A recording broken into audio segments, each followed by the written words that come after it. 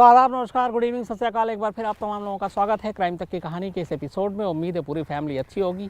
कहानी का सिलसिला लगातार जारी है। आप लोगों की अलग अलग फरमाइशों पे कोशिश यही है कि जितनी कहानियाँ आप लोग सुनना चाहते हैं उसे बारी बारी से सुनाया जाए। तो इसी वजह से अलग अलग तरह की कहानियाँ सुन रहे हैं। आज की कहानी की भी फरमाइश काफ़ी वक्त से कई लोगों ने किया, आज इसकी बारी आई है।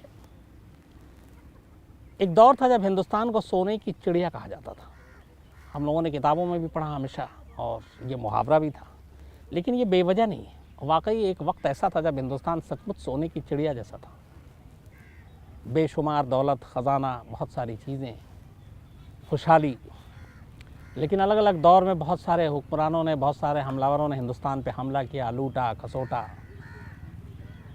और ये सिलसिला चलता रहा अंग्रेज़ों तक। उसके बाद हम आज़ाद हुए। तो पुरानी ऐसी बहुत सारी कहानियाँ हैं ख़जानों को लेकर, उनके रहस्य को लेकर। आज की कहानी ऐसी है, ख़जाने के रहस्य को लेकर है। लेकिन ये बात सिर्फ हवा हवाई नहीं है, सिर्फ कहानी नहीं है, बल्कि इसके दस्तावेज़ हैं।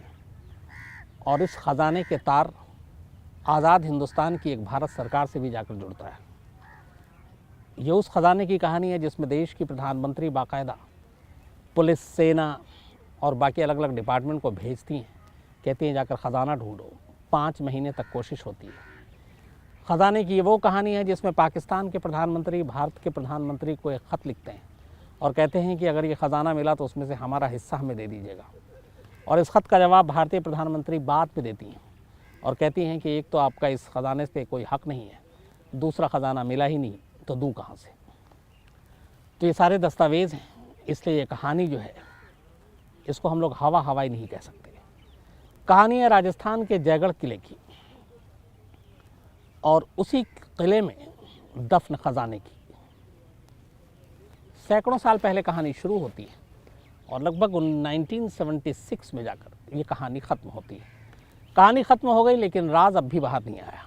कोशिश करूँगा आपको सिलसिलेवार ये सारी चीज़ें समझाऊँ और बताऊँ। इमरजेंसी के दौरान बहुत सारी चीज़ें हुई अपने देश में। इस कहानी का एक पहलू इमरजेंसी भी है, लेकिन कहानी हम लोग शुरू करते हैं इमरजेंसी से बहुत पहले, जब मुग़लों का यहाँ पे शासन था भारत में और मुग़लों ने यहाँ पे हुकूमत की। अकबर बादशाह, मुग़लिया सल्तनत के एक बादशाह जिसका नाम हम सब जानते हैं, और उनके दरबार के 9 रत्न ये भी हम जानते हैं, जिसमें एक बीरबल भी और एक नाम था राजा मान सिंह। राजा मान सिंह अकबर के दरबार के 9 रत्नों में बेहद ख़ास, सबसे ख़ास। और राजा मान सिंह की बहादुरी के किस्से बहुत सारे हैं। राजा मान सिंह अकबर के दरबार के न सिर्फ 9 रत्न थे, बल्कि सेनापति भी थे। अकबर को राजा मान सिंह की बहादुरी के बारे में जानकारी थी, और यही वजह थी कि दोनों में एक डील हुई थी कि तुम हमें अलग अलग जगहों पे कब्ज़ा करके दोगे जहाँ मुग़लिया सल्तनत की हुकूमत होगी, बदले में वहाँ से जो भी धन दौलत जवाहरात मिलेंगे वो तुम्हारे हैं। राजा मान सिंह ने एक से एक बढ़कर बड़े बड़े राजाओं को हराया और उनको मुग़लों का हिस्सा बनाया। अकबर बेहद खुश, और ये सिलसिला चलता रहा।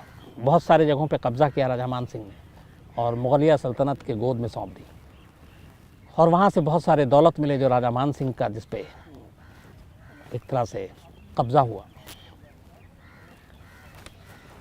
इसी दौर में इस कहानी की शुरुआत होती है। एक बार एक कहानी के मुताबिक अकबर बादशाह ने राजा मान सिंह को अफ़गानिस्तान भेजा। वहाँ पे बहुत सारे अलग अलग कबीले के सरदार थे जो लोगों पे जुल्म ढा रहे थे, और अफ़गानिस्तान पे भी मुग़लिया सल्तनत अपना परचम फहराना चाहता था। तो राजा मान सिंह अफ़गानिस्तान पहुँचते हैं, काबुल जाते हैं, और वहाँ अलग अलग कबीलों के सरदारों के साथ जंग होती है, और वो एक एक कर जंग जीतते जाते हैं। अफ़गानिस्तान भेजने का एक और मकसद भी था, और वो मकसद था बीरबल की मौत का बदला लेना। अफ़गानिस्तान में एक यूसुफ ज़ई कबीला था, और कहते हैं कि बीरबल की मौत में यूसुफ ज़ई कबीले का सरदार का हाथ था। राजा मान सिंह जब अफ़गानिस्तान पहुंचते हैं, एक एक करके कबीलों को हराना शुरू करते हैं, और आखिर में वो यूसुफ ज़ई कबीले के ऊपर हमला करते हैं और ये जंग जीत जाते हैं, और यूसुफ ज़ई के कबीले के सरदार को मारकर बीरबल की मौत का भी बदला ले लेते हैं। अब यहाँ से कहानी शुरू होती है। कहते हैं कि इस जंग के बाद राजा मान सिंह और उनके सैनिकों ने इन कबीलों के पास मौजूद बेइंतहा सोने को अपने कब्जे में ले लिया और वो कई टन सोना था। यूसुफजई कबीले के पास से बहुत सारे सोना मिला। राजा मान सिंह जंग जीते, वापस हिंदुस्तान आते हैं, लेकिन जो सोना लेकर आए थे अफ़गानिस्तान में इस बार, वो अकबर बादशाह को इसके बारे में नहीं बताते और वो सोना बेपनाह बहुत ज़्यादा था। कहानी यह है कि उस सोने को हिंदुस्तान लेके आने के बाद अकबर से छुपाकर राजा मान सिंह इसको आमेर के किले में दफना देते हैं। ये सारा जो खजाना था, इस कहानी की उस वक्त कोई चर्चा नहीं हुई। बहुत सारे सोने आमेर के किले में लाकर दफना दिया गया। राजा अकबर बादशाह को पता भी नहीं चला और मान सिंह इस खजाने को गुपचुप तरीके से उन्होंने छुपा रखा है। बात आई गई हो गई। पहली बार इस खजाने का जिक्र एक अरबी की किताब में होता है, जो अरबिक भाषा में लिखा गया। उससे पहले चर्चाएं कभी हुई नहीं कि राजा मान सिंह ने इस तरह से कोई ख़जाना छुपाया, लेकिन एक अरबी की किताब आई जिसका नाम था हफ्त तिलिस्मात अम्बेरी। हफ्त तिलिस्मात अम्बेरी, जिसका मतलब ये है कि अम्बेर में, बल्कि अम्बेर के 7 ख़जाने। तो ये अरबी की किताब जब आई तो उस वक्त इस किताब में चर्चा हुई इस ख़जाने की जो अफ़गानिस्तान से राजा मान सिंह लेकर आए थे और उन्होंने छुपाया था। इस किताब की चर्चा बाद में बहुत ज़ोरों शोर से हुई और किताब में जिस तरीके से सारे ख़जाने का जिक्र था, उसको लोगों को लगा कि यह हवा में नहीं है, बल्कि इसके पीछे कुछ गहरी सच्चाई है। और उसी वक्त फिर तब तक बाद में मुग़लों का दौर चला गया, अंग्रेज़ आए, अंग्रेज़ों तक भी इस किताब की बातचीत आई और कहा गया कि 7 टाँकों में अलग अलग, बल्कि बड़ी बड़ी विशालकाय पानी की टंकियाँ थीं। उन पानी की टंकियों में इन सोने को और ख़जाने को छुपाया गया है। तो इस किताब के ज़िक्र आने के बाद बहुत सारे लोगों की नज़र पड़ी कि कुछ ख़जाना हो सकता है। अंग्रेज़ों के कानों तक ये बात पहुंची। अंग्रेज़ों ने कोशिश की, जयगढ़ के किले में भी तलाश करने की कोशिश की, लेकिन कोई फ़ायदा नहीं हुआ। धीरे धीरे मुग़लों के बाद अंग्रेज़ भी हिंदुस्तान से रुखसत हो गए, निकल गए, हिंदुस्तान आज़ाद हो गया। हिंदुस्तान के आज़ाद होने के बाद भी इस ख़जाने की चर्चा जारी रही कि एक ख़जाना है जो जयगढ़ के किले में छुपा हुआ है। किताब ने अफवाहों को और ज़ोर दिया। अंग्रेज़ों के जाने के बाद इस ख़जाने की तलाश एक बार फिर नए सिरे से शुरू हुई। बात आई इमरजेंसी में। ये इमरजेंसी में ही कहानी जन्मी। 25 जून 1975 को, 25 जून 1975 को इंदिरा गांधी ने देश में आपातकाल लगा दिया, क्योंकि उनके चुनाव को लेकर उंगलियां उठी और उनके चुनाव को इल्लीगल करार दिया गया, अवैध करार दिया गया, जिसके बाद उनको इस्तीफ़ा देना था। लेकिन इंदिरा गांधी ने इस्तीफ़ा देने के बजाय पूरे देश में इमरजेंसी लगा दिया। देश के इतिहास में पहला मौका था। लोगों से उनके अधिकार छीन लिए गए, मीडिया हाउसेस पे भी कब्जा कर लिया गया और जो बड़े बड़े नेता थे सभी को उठाकर जेल में डाल दिया गया। जुल्म और सितम का एक दौर शुरू हुआ इमरजेंसी में। इसी बीच जो बहुत सारे ऐसे राजे रजवाड़े का परिवार चला आ रहा था, हुआ ये कि बांग्लादेश 1971-72 का जो वॉर था, बांग्लादेश की जीत इंदिरा गांधी की एक बड़ी जीत थी, जिसमें पाकिस्तान के 2 टुकड़े हुए। लेकिन उसका एक दूसरा नतीजा भी आया। मॉनसून उस साल बेकार हुआ, जंग में बहुत पैसे खर्च हुए, बेरोज़गारी बढ़ी, महंगाई बढ़ी, भूखमरी बढ़ी, धीरे धीरे लोगों का गुस्सा आना शुरू हुआ। इस दौरान में एक जेपी आंदोलन भी चला और फिर ये इमरजेंसी की कहानी आ गए। इंदिरा गांधी बहुत सारी चीज़ों को प्राइवेटाइजेशन कर रही थी, उसका भी विरोध चल रहा था। तो कुल मिला के इंदिरा गांधी के ख़िलाफ़ एक माहौल बना हुआ था और वो ऐसे लोगों की आवाज़ को दबाने के लिए अलग अलग तरीके से, जैसे आज भी होता है, सीबीआई, इनकम टैक्स डिपार्टमेंट, इन लोगों का इस्तेमाल कर रही थी और बड़े बड़े ऐसे घरानों के ऊपर भी दबिश डाल रही थी। और इन्हीं में से एक घराना था जयपुर घराना। और उस वक्त जयपुर घराने की जो नुमाइंदगी कर रही थी वो थी महारानी गायत्री देवी। जयपुर घराने की महारानी गायत्री देवी और इंदिरा गांधी में बिल्कुल भी नहीं बनती थी। गायत्री देवी ने 3 बार लोकसभा का चुनाव लड़ा और तीनों बार उन्होंने कांग्रेस को उम्मीदवार को चुनाव में बुरी तरह मात दी। बल्कि पहला चुनाव जब उन्होंने लड़ा तो कहते हैं हार जीत का जो मार्जिन था वो पूरी दुनिया में एक रिकॉर्ड था। जो कांग्रेसी कैंडिडेट को गायत्री देवी ने हराया था वो मार्जिन एक रिकॉर्ड था। 3 बार लोकसभा की मेंबर बनी, तीनों बार कांग्रेस के उम्मीदवार को हराया। इंदिरा गांधी और गायत्री देवी में एक रंजिश थी, दोनों एक दूसरे को पसंद नहीं करती थी। लोकसभा में भी ये बात कई बार गूंजी और गायत्री देवी ने हमेशा इंदिरा गांधी का विरोध किया। इमरजेंसी लगे हुए लगभग साल हो चुके थे और इसी दौरान इंदिरा गांधी को एक मौका मिला।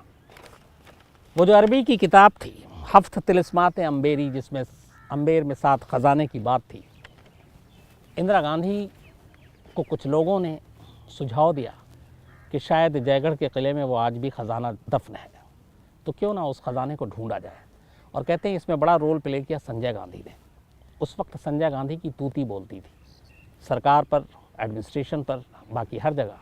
कहते हैं इंदिरा गांधी बेशक प्रधानमंत्री थी, लेकिन असल में फैसले संजय गांधी लिया करते थे।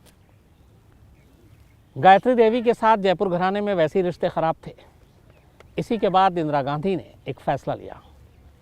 10 जून 1976, 10 जून 1976 को उन्होंने, इमरजेंसी अभी चल रहा था, जयगढ़ किले पर इनकम टैक्स डिपार्टमेंट की टीम भिजवाई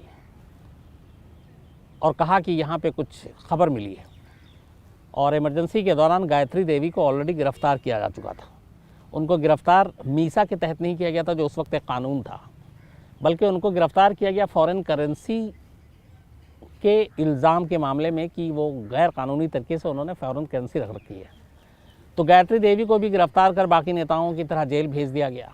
इसके बाद इंदिरा गांधी के आदेश पर इनकम टैक्स डिपार्टमेंट की टीम वहाँ पहुँचती है, लेकिन उसके साथ पहुँचती है पुलिस और आर्मी तीनों। वहाँ जाकर अब ये लोग जयगढ़ किले में तलाशी लेते हैं। खबर फैलती है कि तलाशी असल में कुछ और नहीं है, बल्कि उसी राजा मान सिंह के उस गुप्त खजाने की तलाश है। और कहा गया कि इसके पीछे संजय गांधी है। और ये भी उस वक्त बड़ी चर्चा हुई थी कि सारा खजाना जो है वो इंदिरा गांधी और संजय गांधी यहाँ पे हड़पने आए हैं और इसीलिए ये सारी चीज़ें भेजी गई हैं। बीच बीच में आर्मी के कई अफसर वहाँ पे जब हेलीकॉप्टर से लैंड करते तो अफवाह उड़ती खजाना मिल गया। एक खबर ये भी है कि एक बार संजय गांधी वहाँ पे चॉपर से लैंड किए तो लोगों में ये उड़ा कि शायद खजाना मिल गया और अब वो सारे खजाना यहाँ से ले जाएंगे। तो ये अफवाहें चल रही थी कि इस खजाने को इंदिरा गांधी और संजय गांधी हड़पना चाहते हैं और इसीलिए ये तलाशी चल रही है। खजाने की तलाशी चलती रही। जयगढ़ किले पर लगातार police, army, income tax department अपनी तलाश जारी रखे हुई थी, बल्कि बीच में ये हुआ कि फिर पूरी तरह से आर्मी को दे दिया गया। आर्कियोलॉजिकल सर्वे की टीम को भी इसमें लगाया गया और कहा गया कि आप लोग बस खजाना ढूंढो। खजाना ढूंढते रहे। संजय गांधी के जयपुर पहुंचने से और अफवाहों को बल मिला कि शायद खजाना मिल गया है, लेकिन तब तक कोई खजाना नहीं मिला। अब सवाल ये था कि राजा मानसिंह ने आमेर के किले में वो खजाने को दफन किया था, तो जयगढ़ किले पे खजाना क्यों ढूंढा जा रहा था? राजा मानसिंह द्वितीय, सेकंड, 1726 में जयगढ़ किला बनवाया था। राजा मानसिंह सेकंड ने 1726 में इस जयगढ़ के किले को बनवाया था, जहाँ पे इंदिरा गांधी के आदेश पर खजाने की तलाश हो रही थी। पर सवाल ये था कि खजाना तो आमेर में रखा था राजा मान सिंह ने, तो जयगढ़ किले में क्यों? तो असल में कहा गया कि इस महल में जो जयगढ़ का जो किला है, इसमें एक सुरंग बनी हुई थी और ये सुरंग का एक हिस्सा राजा मान सिंह के 1592 में बनाए आमेर के उस किले में जाकर खुलता था। यानी आमेर का किला 1592 में बना था, जयगढ़ का किला 1726 में बना, लगभग आप ये मान के चले 2-2.5 साल बाद। लेकिन जयगढ़ के किले से एक सुरंग सीधे आमेर के किले में जाता था। अब ये बात जब सामने आई तो ये हुआ कि असल में इंदिरा गांधी के कहने पे तलाशी तो चल रही है जयगढ़ किले की, लेकिन उन सुरंग के ज़रिए खजाने की तलाश हो रही आमेर के उस किले में जहाँ राजा मान सिंह ने खजाने को छुपाया था। ये बातें बड़ी तेज़ी से फैली और इसीलिए इन दोनों को जोड़ कर देखा गया। हालांकि खजाने की तलाश के दौरान जयगढ़ किले की इस तरह से खुदाई की गई कि तहस नहस हो गया लगभग एक तरह से। बस ये था कि किसी तरह खजाना ढूंढना है, खजाना मिला नहीं और खजाने की तलाश जारी रही।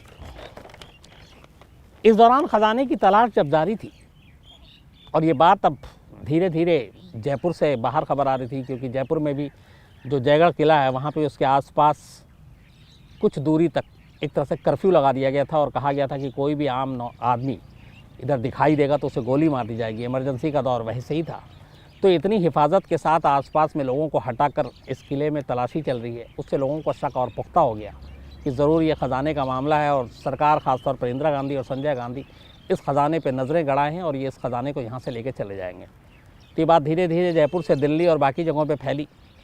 इमरजेंसी थी, मीडिया का इतना वो था नहीं, सब कुछ रोक थी, लेकिन ये बात किसी तरह से निकलकर पाकिस्तान तक पहुँच गई। पाकिस्तान के तब प्रधानमंत्री थे जुल्फ़िकार अली भुट्टो। जुल्फ़िकार अली भुट्टो ने 11 अगस्त 1976 को, यानी ये 10 जून 1976 से तलाशी शुरू हुई, उसके ठीक 2 महीने बाद जुल्फ़िकार अली भुट्टो ने 11 अगस्त 1976 को इंदिरा गांधी, जो अपने देश की प्रधानमंत्री थी उस वक्त, एक लेटर लिखा। उन्होंने कहा कि हमें पता चला है कि आप जयगढ़ में ख़जाने की तलाश कर रही हैं, अगर ये ख़जाना मिलता है तो उसमें पाकिस्तान का भी हिस्सा उसे आपको दे देना चाहिए। अब ये हिस्सा क्यों, पाकिस्तान का इस पर क्या मतलब होता है? तो जो जुल्फ़िकार अली भुट्टो ने लेटर में लिखा वो ये था कि 1947 में जब हिंदुस्तान पाकिस्तान का बंटवारा हुआ तब उस वक्त इस ख़जाने के बारे में कोई जानकारी नहीं थी। तब भारत एक था जिसमें पाकिस्तान भी था, और उस वक्त एक मुआहदा, एक समझौता हुआ था कि अगर 47 से पहले की कोई भी ऐसी चीज़ फ्यूचर में कभी मिलता है तो वो इन दोनों देशों के बीच में बंटवारा होगा, क्योंकि तब भारत एक था, ख़जाना मिल रहा है और वो ख़जाना उस वक्त का है जब भारत एक था, लेकिन अब पाकिस्तान अलग हो चुका है, तो इसीलिए उस ख़जाने पे पाकिस्तान का भी हक बनता है। जुल्फ़िकार अली भुट्टो ने ये लेटर लिखा और ये लेटर जो है ये लीक हो गया पाकिस्तान की तरफ से। जब लीक हुआ तो लोगों को और यकीन हो गया कि भारत सरकार वाकई इंदिरा गांधी की सरकार जो है ख़जाने की तलाश में दिन रात एक किए हुए है। तो अब बात इंटरनेशनल लेवल पे फैल गई, दुनिया भर में चर्चा होने लगी कि एक ऐसा ख़जाना है जिसमें नामालूम कितना सोना, हीरे, जवाहरात हैं और भारत की सरकार उसको तलाश में सेना, पुलिस सबको झोंके हुई है। कर्फ्यू लगा दिया गया है, पूरे किले की ज़बरदस्त घेरेबंदी की गई है और पाकिस्तान ने लेटर लिख दिया। इंदिरा गांधी ने जुल्फ़िकार अली भुट्टो के इस लेटर का उस वक्त कोई जवाब नहीं दिया, तलाश जारी रही। आखिरकार नवंबर 1976 में इंदिरा गांधी ने आदेश दिया कि ख़जाने की तलाश को रोक दिया जाए। 10 जून 1976 को तलाशी शुरू हुई थी ख़जाने की। नवंबर 1976 यानी 5 महीने के पूरी तलाशी के बाद इंदिरा गांधी के आदेश पर इस ऑपरेशन को रोक दिया गया। इसके बाद इंदिरा गांधी ने नवंबर 1976 में ही जुल्फ़िकार अली भुट्टो को वापस पहली बार जवाब दिया उनके लेटर का और कहा कि हमने अपने लीगल टीम से मशवरा किया है, आपका इस ख़जाने पर कोई हक नहीं बनता है, लेकिन ख़जाना कोई मिला ही नहीं, तो इसलिए वैसे भी इस बात को आगे बढ़ाने का आपको फ़ायदा नहीं है। तो इंदिरा गांधी ने ऑफिशियल ये ऐलान किया कि जयगढ़ के किले से कोई ख़जाना नहीं मिला। हाँ, उन्होंने बताया कि तलाशी के दौरान करीब 230 केजी 230 केजी चांदी और चांदी के सामान मिले, सिर्फ 230 केजी। इसके बाद इंदिरा गांधी ने कहा कि जो पूरी टीम लगी हुई थी वो वापस आ जाए। इंदिरा गांधी के इस ऐलान के बाद, भुट्टो को लेटर के बाद कि ख़जाना नहीं मिला, बहुत सारे लोग ऐसे थे जिन्हें यकीन नहीं हुआ और उसकी कुछ वजह थी। एक वजह ये थी कि जिस दिन इंदिरा गांधी ने ऐलान किया कि इस ख़जाने की खोज को अब रोक दिया जाए, ठीक उसके अगले दिन दिल्ली जयपुर हाईवे आम लोगों के लिए पूरी तरह से बंद कर दिया गया। आज तक सरकार ने इसके जवाब में या सफाई में ये नहीं बताया है कि क्यों दिल्ली जयपुर हाईवे को एक दिन के लिए रोक दिया गया और उस दिन उस हाईवे से सिर्फ और सिर्फ सेना के ट्रक गुजर रहे थे जो जयपुर से दिल्ली आ रहे थे और उसी किले से। तो एक कहानी ये आई कि उस किले में असल में बहुत सारा ख़जाना मिला जो राजा मान सिंह का ख़जाना था और उन ख़जाने को करीब 50-60 ट्रक में डालकर जयपुर से दिल्ली लाया गया और किसी को भनक न लगे इसलिए पूरा दिल्ली जयपुर हाईवे को बंद कर दिया गया आम लोगों के लिए और सिर्फ वही गाड़ियाँ चल रही थी जो सरकार के आदेश पर थी, सेना के ट्रक, पुलिस और सेना के लोग। तो एक ये आया कि ख़जाना मिल गया, लेकिन अभी कि ख़जाना गया कहाँ, तो उसमें एक दूसरी कहानी आई कि इंदिरा गांधी, बल्कि उस वक्त ये नाम नहीं था, लेकिन था कि दिल्ली का जो इंटरनेशनल एयरपोर्ट है वहाँ पे 2 प्लेन में उन तमाम ख़जाने को भर के स्विट्ज़रलैंड भेज दिया गया हालांकि इस कहानी का कभी कोई सबूत या सिर पैर नहीं मिला है, लेकिन ये उस वक्त कहानी थी। दूसरा ये था कि कोई ख़जाना वाकई नहीं मिला। वो जो सेना के ट्रक वहाँ पे गया था, वो ट्रक खाली लौट रहा था और दिल्ली जयपुर हाईवे को बंद करने का कोई ऐसा ऑफिशियल आदेश दिया ही नहीं गया, इसलिए इस पर कोई सफाई नहीं दी गई। तो ये दो चीज़ें थी। लेकिन अब सवाल है कि अगर ख़जाना नहीं मिला जैसा इंदिरा गांधी ने कहा, तो फिर वो राजा मान सिंह का ख़जाना गया कहाँ? तो उसके ऊपर एक ये है कि राजा जय सिंह सेकंड द्वितीय ने इस ख़जाने को ढूंढा था जो राजा मान सिंह ने रखा था, और राजा जय सिंह द्वितीय ने इस ख़जाने का इस्तेमाल जयपुर शहर को बसाने में किया, जयपुर के लोगों की भलाई के लिए किया, और वो ख़जाने का एक बड़ा हिस्सा उसी पे खर्च हो गया। ये जो राजा जयपुर के हैं जय सिंह सेकंड, उनकी तरफ से ये बात आई। लेकिन कुल मिलाकर आज तक ये क्लियर नहीं हुआ है कि इंदिरा गांधी ने जो 5 महीने तलाशी करवाई उसमें वाकई ख़जाना मिला कि नहीं मिला। आज तक ये पता नहीं चला है कि दिल्ली जयपुर हाईवे क्यों बंद किया गया। जो ट्रक गुजरे थे वो खाली थे या उसमें ख़जाना भरा हुआ था। आज तक ये नहीं पता चला है कि क्या वाकई 2 प्लेन दिल्ली के एयरपोर्ट पे खड़े हुए जिससे बाद में वो ख़जाना बाहर भेज दिया गया सच है, ये भी पता नहीं चला।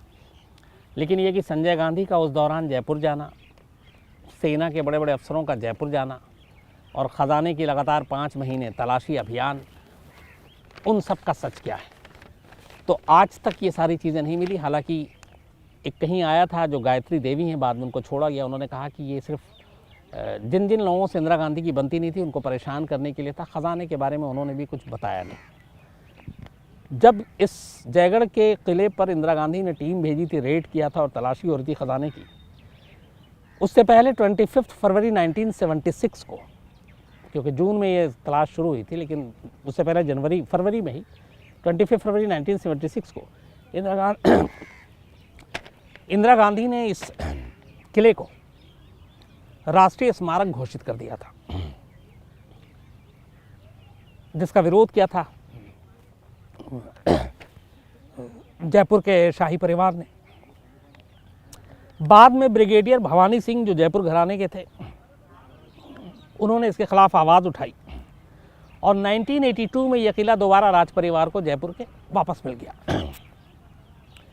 जब 82 में ये दोबारा मिला तो भवानी सिंह ने 11 दिसंबर 1982 में इस किले पे कब्जा लिया और इसको जयगढ़ पब्लिक चैरिटेबल ट्रस्ट में बदल दिया। उसके बाद से ये 1983 में आम लोगों के लिए खोला गया और अभी भी इस ख़जाने को लेके एक चर्चा है कि आखिर उस ख़जाने का सच है, कहाँ गया, मिला नहीं मिला। तो सारी चीज़ें हो गई, तलाशी भी हो गई, जो वापस किला है वो जयपुर के शाही परिवार को भी मिल गया। लेकिन उस किले के अंदर दफन ख़जाने की हकीकत क्या है?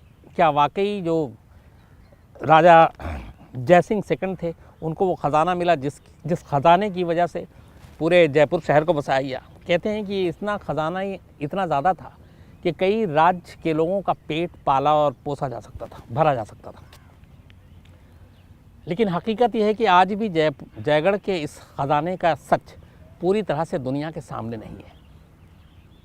लेकिन ये कहानी भी नहीं है, क्योंकि जैसा मैंने आपको बताया दस्तावेज़ हैं, पाकिस्तान के प्राइम मिनिस्टर का लिखा हुआ लेटर, इंडिया के प्राइम मिनिस्टर का उस पर जवाब, इंडिया के प्राइम मिनिस्टर का ऑफिशियली ये बताना कि इस पूरे ख़जाने में की तलाश में कोई ख़जाना नहीं मिला। इसका मतलब है ख़जाने की हकीकत सरकार तक थी, सरकार को मालूम था कि ये कहानी नहीं है बल्कि ख़जाने में कुछ ना कुछ है। उम्मीद है ये कहानी आपको पसंद आई होगी। आज की कहानी में इतना ही, लेकिन कुछ लोगों के नाम नोट करके लाया हूँ जिनकी फरमाइशें भी हैं, शिकायतें भी हैं, तो एक एक करके मैं बताता हूँ उन सभी के बारे में। पी पाटिल, पवन एम, नौशाद अहमद, इसके अलावा संदीप जग्गी, बबलू सिंह, एसके सिनेमा, विकास राज, नेहा वर्मा, अभिषेक शर्मा, सुदीप चक्रवर्ती, दीपांशु यादव, निखिल सिंह,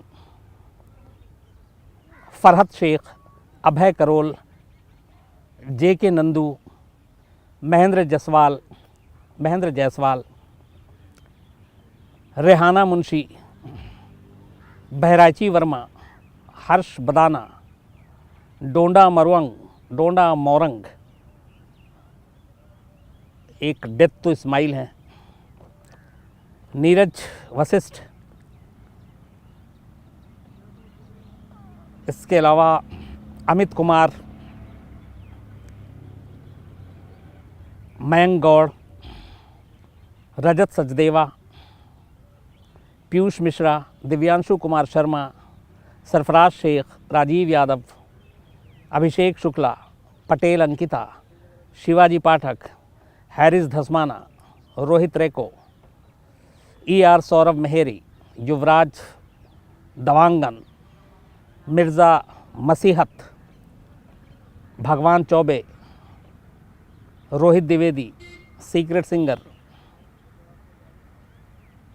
महेश, परमजीत, तुलिका रुइया और अरुण कुमार मंडल।